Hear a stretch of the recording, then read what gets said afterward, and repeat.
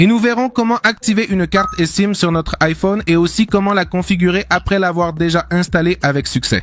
Tout d'abord, lorsque nous démarrons notre iPhone, si c'est la première fois qu'il s'allume, la chose la plus importante est d'avoir un réseau Wi-Fi activé. Peu importe lequel, il faut avoir un réseau Wi-Fi activé. Ou si quelqu'un peut activer ces données et nous permettre de nous connecter à son réseau, cela fonctionne aussi. Une fois que nous avons le réseau connecté, nous pouvons passer aux étapes suivantes. Pour cette fois, nous allons directement dans nos réglages en haut à droite et ici, mon téléphone est en anglais, mais fiez-vous surtout aux icônes.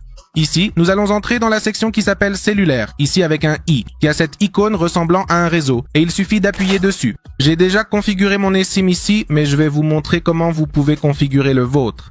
Une fois que vous êtes dans votre téléphone, pour l'ajouter, il suffit de voir qu'ici apparaît une option qui dit « Ajouter eSIM ». Là, il suffit simplement d'appuyer sur « Ajouter ». Et ici, si nous avons un iPhone à proximité, il va nous apparaître ce qui vient de m'apparaître. Votre carte SIM n'est pas prise en charge, et c'est parce que je viens justement de passer d'un autre iPhone à celui-ci, et cet iPhone a une carte SIM qui n'est pas une eSIM, mais une carte SIM physique, et il n'est pas possible de l'activer, donc cela ne me sert pas. Mais si nous appuyons simplement sur autres options, c'est là que nous trouvons réellement les options qui peuvent nous être utiles. Nous avons maintenant deux options. La première consiste à transférer depuis un iPhone que nous avons à proximité. Donc, tout simplement, s'il y a un autre iPhone, disons que nous changeons de téléphone, alors avant de le vendre ou de le donner à quelqu'un, ce que nous faisons, c'est transférer toutes les données, y compris la carte SIM.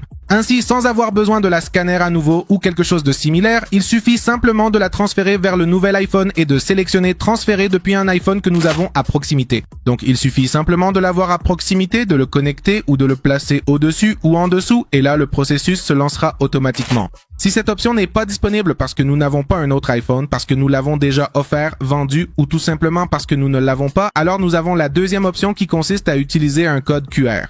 Le code QR était quelque chose que doit absolument nous fournir la compagnie de téléphonie que nous avons préalablement choisie.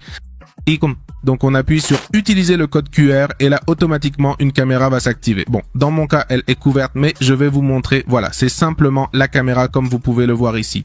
Et donc ce qui se passerait, c'est qu'on pourrait alors scanner le code et c'est tout ce qu'il y a à faire. Il suffit simplement de le scanner et la configuration se fait automatiquement. Mais si nous n'avons pas non plus le code QR, il se peut que nous devions le faire comme indiqué en bas, où il est écrit « Saisir les détails manuellement » et il nous demande ces informations ici. Ici, nous avons l'exemple parfait, car c'est littéralement ainsi que l'opérateur téléphonique pourrait nous envoyer le QR. Il nous envoie par exemple ce QR et il suffirait simplement de le scanner pour obtenir directement notre eSIM.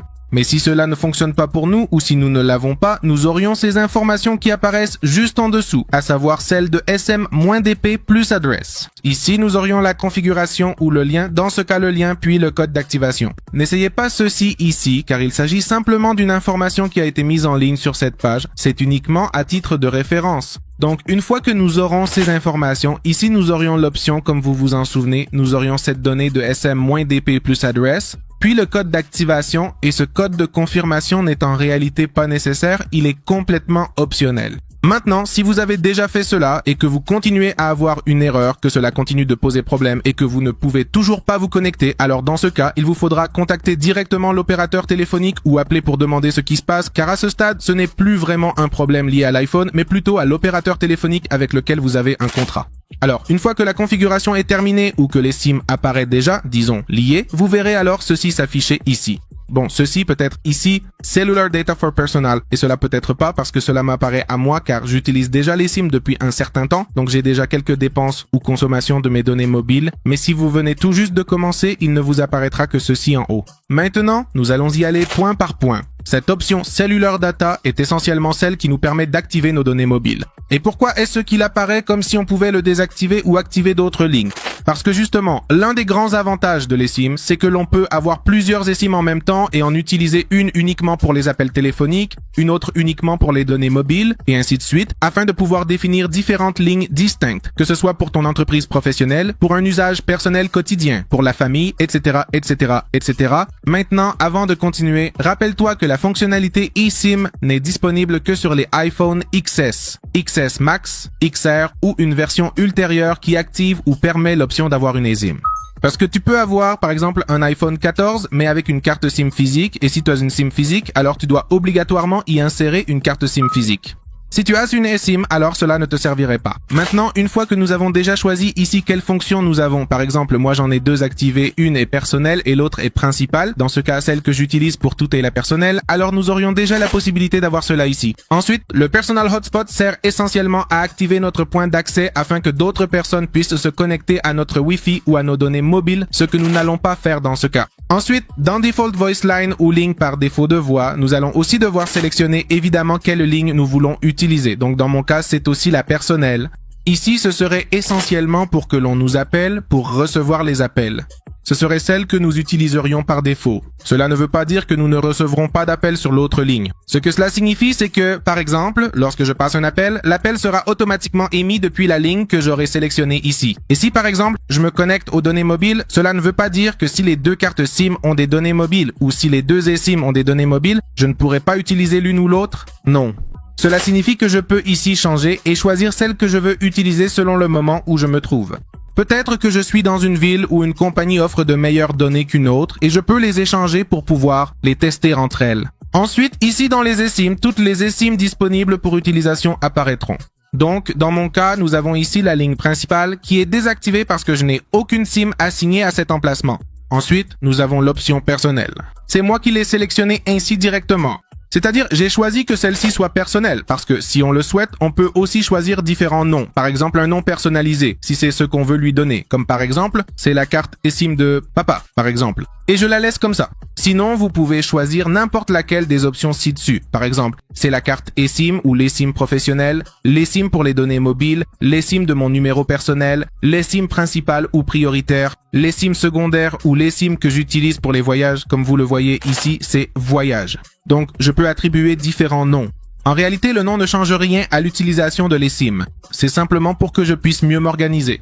Et ensuite, ici, une fois que nous aurons configuré l'eSIM, tout cela va apparaître.